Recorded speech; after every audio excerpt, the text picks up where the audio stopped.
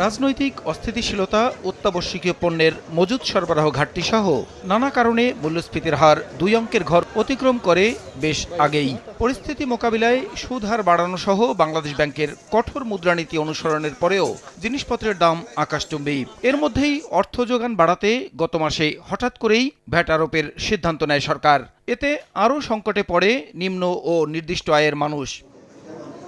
এমন পরিস্থিতিতে সচিবালয়ে সরকারি ক্রয় সংক্রান্ত উপদেষ্টা পরিষদের বৈঠক শেষে অর্থ উপদেষ্টার কাছে প্রশ্ন ছিল, অন্তর্বর্তী সরকার ক্ষমতা নেয়ার ৬ মাস পরেও মূল্যস্ফীতি কেন নিয়ন্ত্রণে আনা সম্ভব হচ্ছে না।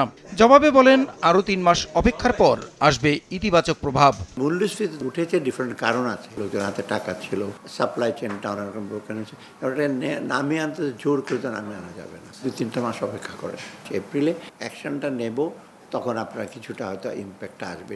জুন মাসে গেলে হয়তো আমরা আইডিয়াল সিচুয়েশন যদি ৬-৭ মাসে যেতে পারি, এটা বেটার হয় আমাদের। অতি প্রয়োজনীয় জিনিসগুলো আমরা সরবরাহ কোনোদিন আমরা কমতে দেব না। এর মধ্যে চাল একটা, মসুর ডাল, সয়াবিনটা মোর ইম্পর্টেন্ট। বাংলাদেশের অর্থনৈতিক অবস্থার সঙ্গে শ্রীলঙ্কার তুলনা করা ঠিক নয় মন্তব্য করে উপদেষ্টা আরও বলেন, দেশের মাত্র ১২টি ব্যাংক কার্যকর থাকলেও বাকিগুলো চলছে খুঁড়িয়ে খুঁড়িয়ে। শ্রীলঙ্কা আর বাংলাদেশ এক না। শ্রীলঙ্কার economic disaster was not that big. যদি আমরা এই কাউন্টার ইস্যুগুলো না নিতাম, বাংলাদেশের অবস্থা কিন্তু একেবারে একটা অকল্পনীয় অবস্থায় চলে যেতাম। কারণ কোথাকার অর্থ নাই তো, সব ব্যাংক থেকে অর্থ চলে গেছে।